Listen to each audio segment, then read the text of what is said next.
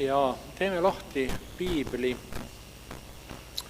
Johannese evangeeliumist ja kordame teatud lõike, mis on küll meil meeles, aga ma usun, et me kõik vajame Jumala sõna kordamist ja nagu Paulus ütleb, et otsige seda, mis on peaasi. Tuletage seda üksteisele meelde ja õppige minust, ütleb Jeesust. Ja loeme Johannese evangeeliumist 14 peatükist 1. ja 2. salmi.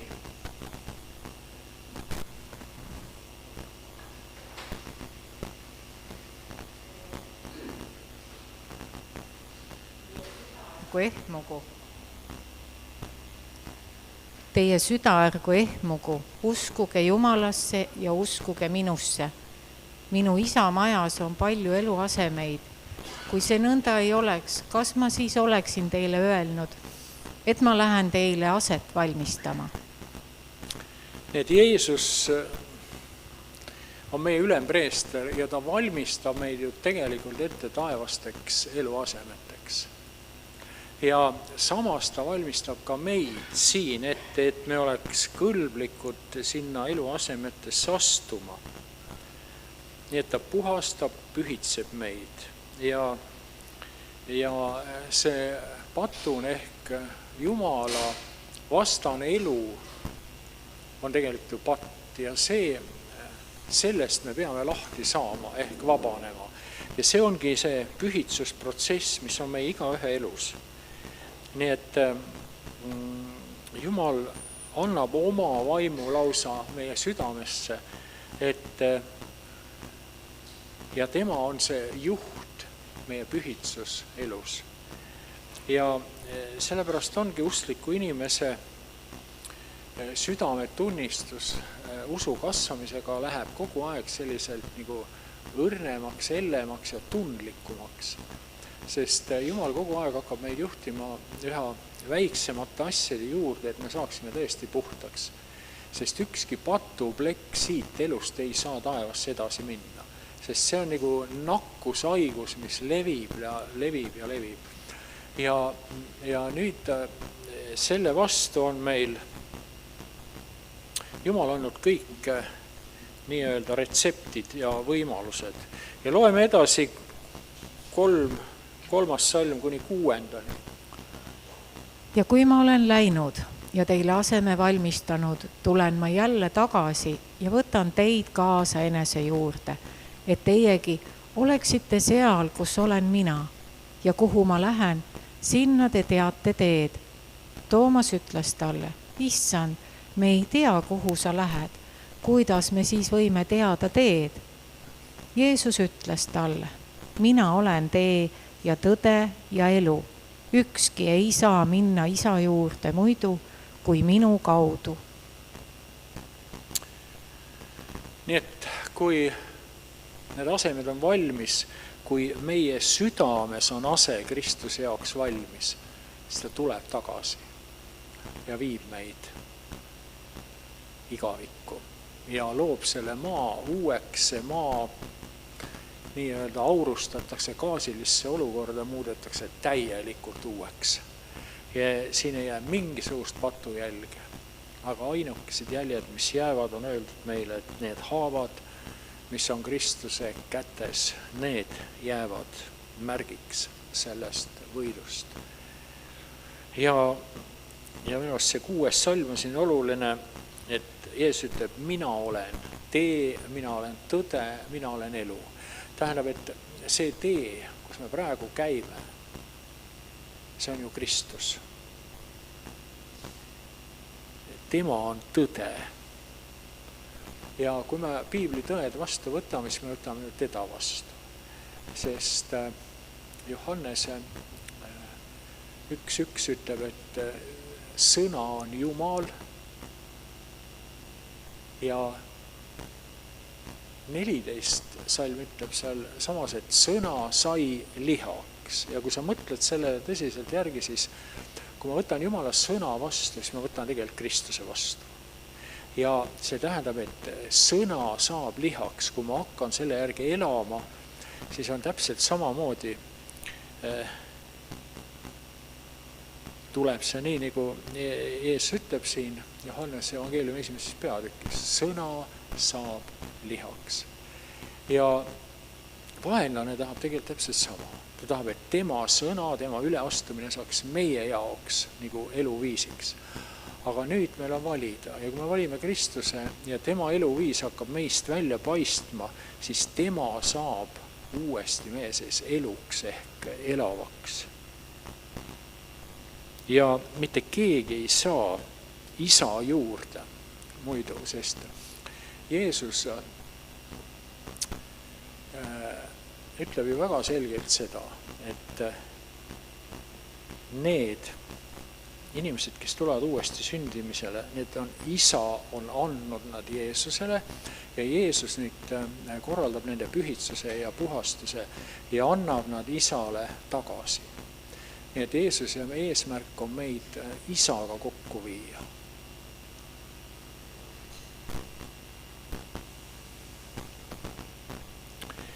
Ja loeme edasi Johannese 15:1-6. Mina olen tõeline viinapuu ja mu isa on aednik. Iga oksa minu küljes, mis ei kanna vilja, lõikab ta ära ja iga ühte, mis kannab vilja, ta puhastab, et see kannaks rohkem vilja. Teie olete juba puhtad sõna tõttu, mida ma teile olen rääkinud.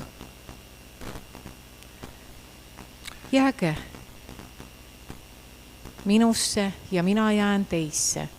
Nii nagu oks ei suuda kanda vilja omaette, kui ta ei jää viinapuu külge. Nõnda ka teie, kui te ei jää minu külge. Mina olen viinapuu, teie olete oksad. Kes jääb minusse ja mina temasse, see kannab palju vilja, sest minust lahus ei suuda te midagi teha. Kes ei jää minu külge, heidetakse välja nagu oks, kui ta kuivab. Ja nad kogutakse kokku ja visatakse tulle ja nad põlevad ära. See on minu arust üks ilusamaid tekste Piiblis selles mõttes, et selline võrdlus praktikaga ja kes on natukene õunapuid kasvatanud, see teab, mida see tähendab. Ja ta ütleb, mina olen viinapuu ja teie olete oksad. Tähendab, et Jumala eesmärk on kasvatada meid enda külge. Ja nüüd Jeesus ütleb samas, et mina olen isas ja isa on minus. Tähendab, kui meie kasvame niimoodi Jeesuse külge, nagu oks viinapuuga, siis me kasvame ka isa külge. Ja nüüd see on pühitsusprotsess, ta hoolitseb iga ühe meie eest. No, ma alles lõikasin just siin nädalapäevad tagasi neid õunapoksi ja väga palju on neid igasuguseid võõrvõsusid või vesivõsusid. Siis on igasugused oksad, mis lähevad risti-rästi ja mis koormavad lihtsalt õunappu ära. Ja lihtsalt tuli need oksad ära lõigata, et need olemasolevad oksad kannaks rohkem vilja. Ja nüüd Jeesus samamoodi puhastab ju meid. Ka meie elust tuleb neid vesivõsusid, mis ei kanna vilja kogu aeg esile. Ja näiteks need võtavad meie aja ära. See asi, millega sa tegeled, see võib olla iseenesest hea, eks ole. Aga kui ma kulutan selle asja peale aja ära, siis see võtab minu aja ära Kristusega suhet luua ja edasi minna. Nii et selles mõttes me peame väga hoolikad olema. Ja siin nagu on öeldud, et ta ütleb, et jääge minusse, mina jään teisse. Ja nüüd see oks, mis ei kanna vilja, see lõigatakse lihtsalt ära, mis ta raiskab maad, eks ole. Ja selle sõna pärast tihti peale kristlased on olnud väga hirmul, et äkki Jumal lõikab mind ka ära ja ma ei kanna ju vilja ja mis siis saab ja siis kuidagi pingutatakse omast jõust, et mingitki vilja enda elus esile tuua.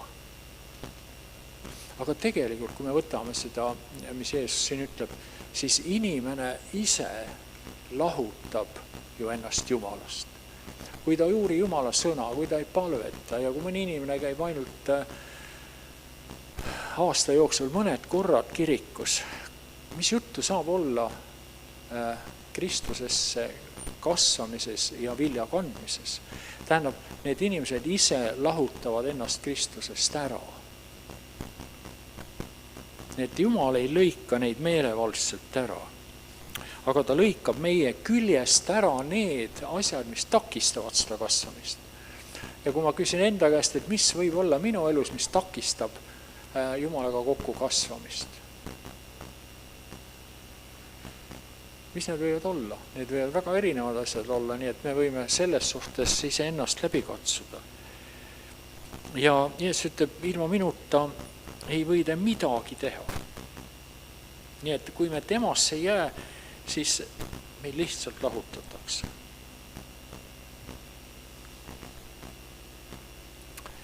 Aga lähme uuesti tagasi Johannese 14. peatüki juurde. Loeme siit 7. salmist edasi.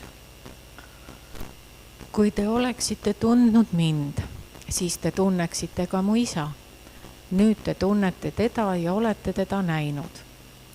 Filippus aga ütles talle, Issand, näita meile isa ja me jääme rahule. Jeesus ütles talle, nii kaua aega olen ma teie juures ja sa ei ole mind veel ära tundnud, Filippus. Kes on näinud mind, see on näinud isa. Kuidas sa siis ütled, näita meile isa? Kas sa ei usu, et mina olen isas ja isa on minus?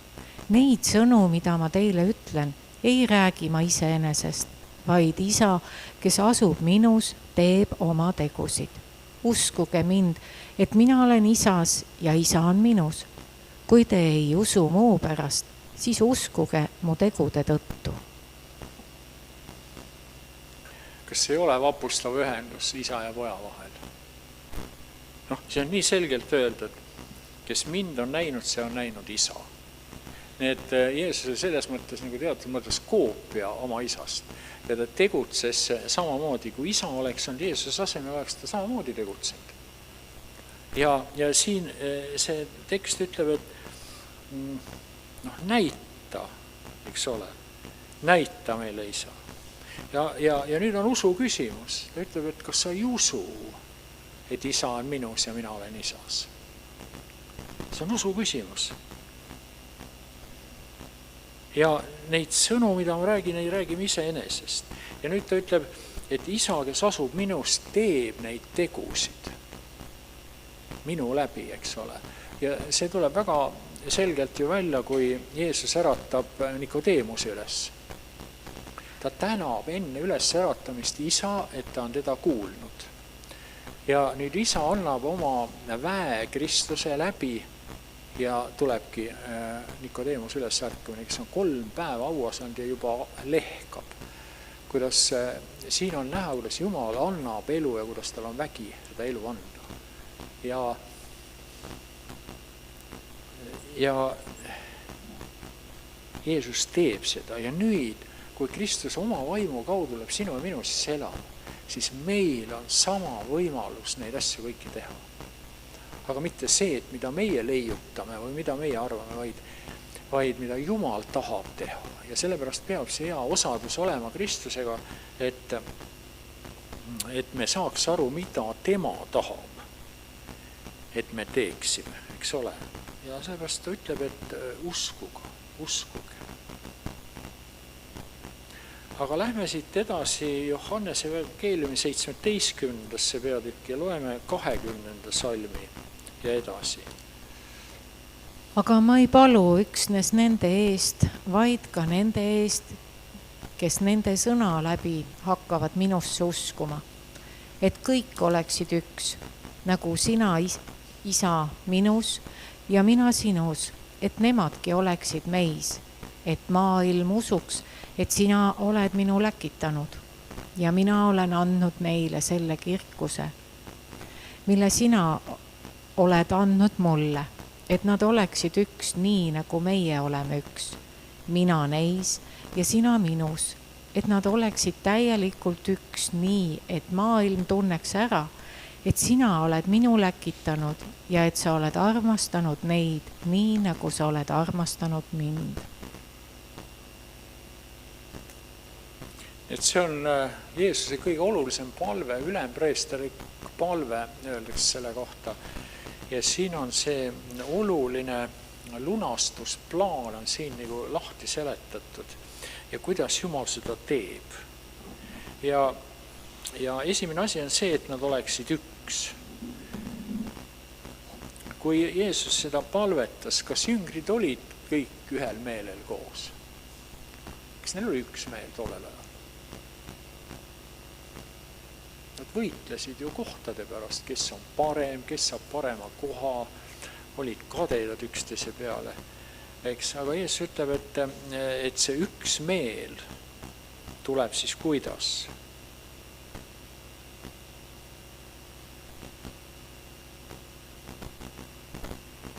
Nõnda nagu isa on minus ja mina isas ja meie neis.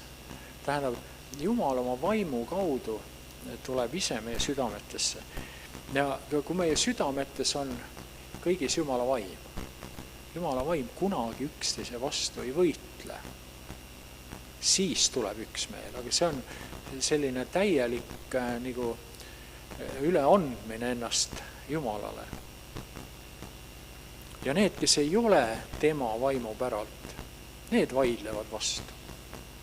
Ja nüüd Jumal toobki selle läbi üksmeele ja ta tahab selle läbi ka selle üksmeele läbi austada isa. Nii et siin on need, kuidas see tegelikult käib, eks ole. Ja oma vaimu kaudu Kristus ongi ju meis. Oma vaimu ma annan teile, eks ole. Ja siin ta ütleb, et mina olengi see vaim, eks ole. Ja mida ütleb meile 1. Johannese 4:13? Sellest me tunneme, et me püsime temas ja tema meis, et ta on andnud meile osa oma vaimust. Kas ei ole selge? Et kui ta on püha vaimu meile andnud, siis tema on see vaim ja tema on siis, eks ole, meis. Ja 1. Johannese 3:24. Ja kes peab tema käske, püsib Jumalas ja Jumal temas. Ja sellest me tunneme ära, et tema püsib meis, vaimust, kelle ta meile on andnud. Väga selge, vist ei tasu suurt lahti seletamist, kuidas asi käib.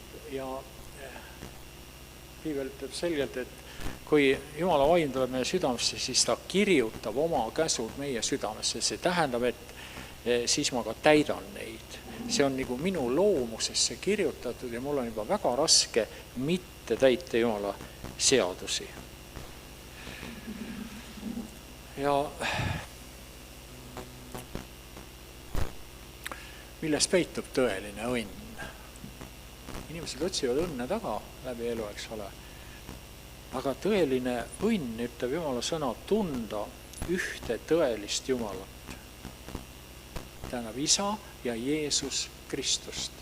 Tunda neid. Mitte teada ja omada informatsiooni, vaid tunda. Ja Kristust just, kelle ta on läkitanud. Ja meie päästja ütleb samuti, et meie igavene elu sõltub nende kahe personaalse olendi tundmisest, keda Piibel nimetab isaks ja pojaks. Johannese 17:3. Aga igavene elu on see, et nad tunneksid sind, ainsat tõelist Jumalat ja Jeesust Kristust, kelle sina oled läkitanud. Nii et 2 isikut ei ole ju kolmandat siin. Ja meid on kutsutud kummardama ju loojat ja eriti aktuaalseks läheb see just ilmutuse raamatu kaudu, ja enne Kristuse tulekut, keda me kummardame. Ja meid on kutsutud loojad kummardavad, kelle kohta Paulus kuulutas Apostliteod 17:24. Jumal, kes on teinud maailma ja kõik, mis siin sees, kes taeva ja maa issandana ei ela templites, mis on kätega tehtud. Jah, kõik see, milles me oleme, see on kõik tema tehtud ju. Ja kes on Jeesuse sõnul see taeva ja maa isand ehk issand ja looja? Mattius 11:25. Tol samal ajal ütles Jeesus, ma tänan sind, Isa, taeva ja maa issand, et sa selle oled peitnud tarkade ja mõistlike eest ja oled selle ilmutanud väetitele. Aga miks kõik sellest aru ei saa? Siin on öeldud, et väetitele on ilmutatud see. Ja targad ja mõistlikud, nii-öelda selle maailma targad ja mõistlikud ei saa sellest aru, nagu Rooma kirigi ütleb. Aga need targad ja mõistlikud panustavad oma mõistusele ja tarkusele. Ja nad arvavad, et nad on targemad ja paremad kui Jumala tarkuseks ja sellepärast nad ei alandu seda otsima. Nii et siin tuleb selgelt välja, et taeva ja maa issand ehk isand on Jeesuse isa. Ta on kõige vägevam, ainus tõeline Jumal, kes istub universumi aujärjel. Ja Johannes näeb, et aujärjel seisis keegi ja istus seal. Ilmutuse 4:2. Seda maid olin ma vaimus ning en näe. Taevas seisis troon ja keegi istus troonil.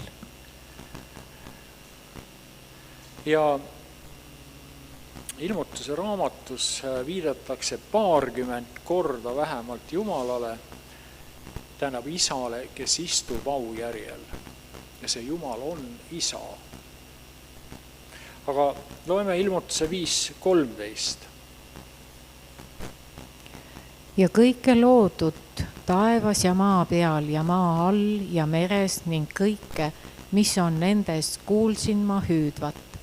Sellele, kes istub troonil ja tallele õnnistus ja au ja kirkus ja võimus olgu igavesest ajast igavesti. Need mitu aujärgi on? Piibleri 2. Tähendab 2 isikut, isa ja tall, mis tähendab Kristust.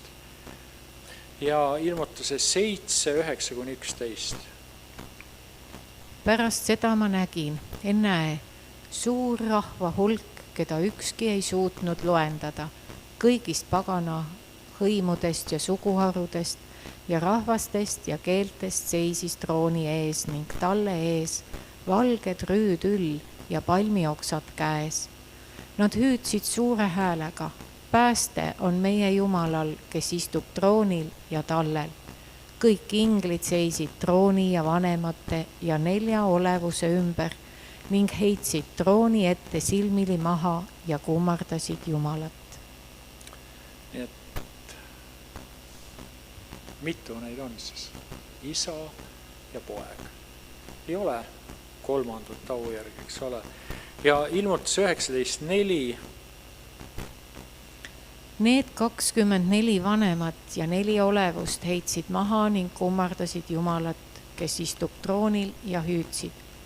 Aamen, halleluuja.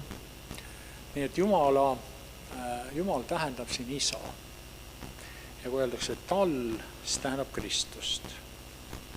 Nii et maailma kõiksuse aujärjel istub tõepoolest valitseja, Jumal isa, keda taevased olendid kummardavad ja austavad. Nii et Jumal ei ole mingi nähtamatu kontseptsioon, mis avaldub 3 erineva isiku kaudu. Meie taevane isa on tegelik füüsiline olend, kuid Jumal on ka vaim.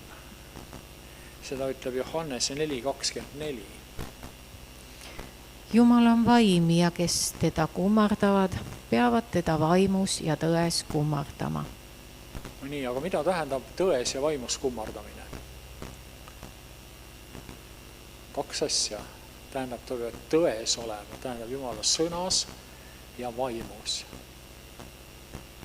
Ja vaim juhib tegelikult ju meid kõige tõe sisse. Ja kas see ei ole mitte Jumala kummardamine, kui me elame seda tõde oma elus läbi?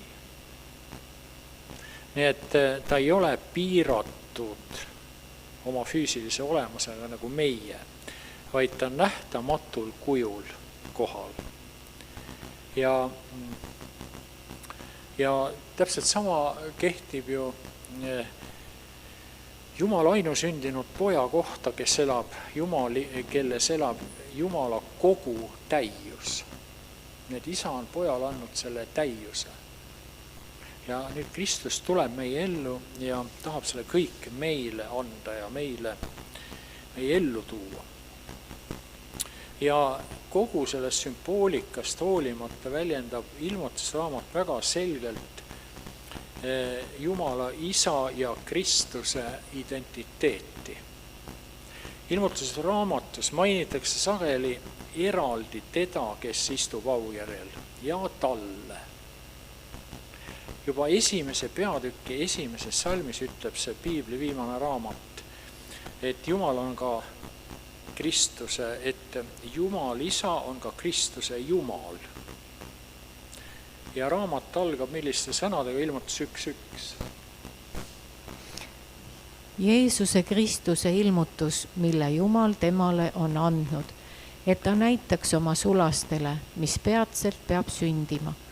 Ta näitas seda, läkitades oma ingli oma sulase Johannese juurde. Nii et isa annab Kristusele selle ilmutuse ja Kristus annab ilmutuse edasi Johannese kaudu meile. Ja ilmutuse 3.12. Kes võidab, selle teen ma sambaks oma Jumala templis ja enam iialgi ei lähe ta sealt välja. Ning ma kirjutan tema peale oma Jumala nime ja oma Jumala linna uue Jeruusalemma nime, mis tuleb maha taevast minu Jumala juurest ning oma uue nime. Mitu korda selles salmis Jeesus nimetab Jumalat oma isaks?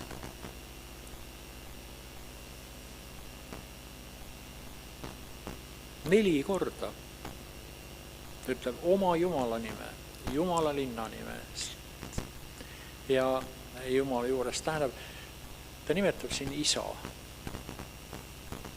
Ja kui Kristus on lõpetanud oma töö inimesena maailmas, kuhu ta oli saadetud meie päästmiseks, võeti ta üles taevasse ja ta istus Jumala isa paremal käel. Markuse 16.19. Kui issand oli nendega rääkinud, võeti ta üles taevasse ja ta istus Jumala paremale käele. Nii et Jumal on nüüd Kristuses on, Kristus ühendab meid isaga. Tähendab, ja selleks ta saigi trööstijaks ehk inimeseks. Nii et tal oli inimlik loomus ja jumalik loomus ja ühendab meid isaga. Loeme ilmutuse 17.5. Ning ta otsa ette oli kirjutatud nimi, saladus, suur Paabel, hoorade ja ilmamaa jäleduste ema.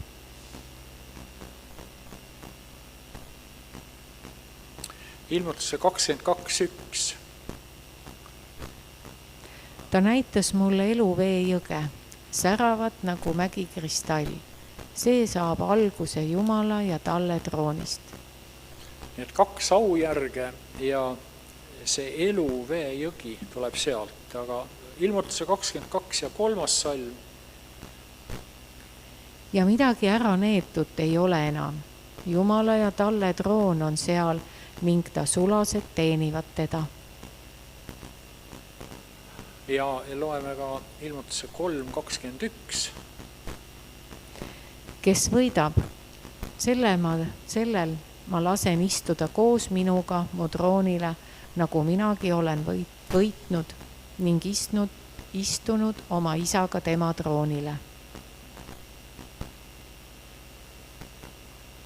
Huvitav on see, et Kristus ütleb siin, et need, kes võidavad, jagavad tema võitu. Ja huvitav, et nad võivad istuda koos temaga aujärjel. Me ei kujuta ette, mida see tegelikult tähendab. See on ju universumi valitsus. See on tema aujärg. Ja see on selline kujuteldamatu heldus, mis tegelikult Jumal on lubanud. Milline au saab olema patustel, kes on pestud, lunastatud talle verega. Ja maailma kõiksuse aujärel istub Jumal Isa ja Kristus ning taas kord valitsevad ka päästetud koos nendega. Kuid mitte kordagi ei ole ilmutusraamatus ega kogu piiblis mainitud sellist asja nagu Jumal püha vaim. Sest ei ole lihtsalt. Ja seda aujärgi kui isikut. Nii et pühakirjas ei ole isegi kaudset viidet millegi sellisele, mida õpetab paavstlik ja protestantlik kirik. Ja piiblis on see nii selgelt ju toodud, nagu me praegugi, eks ole, nägime. Aamen.